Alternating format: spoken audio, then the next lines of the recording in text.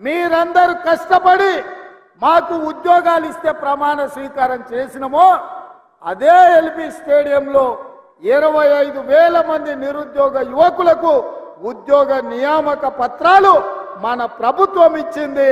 ఇది చూసి ఓర్వలేని కేసీఆర్, కేటీఆర్, హరీష్ రావు, కవితారావు, సంతోష్ రావు, దయాకర్ రావు, వినోద్ రావులందరూ కుట్ర చేసి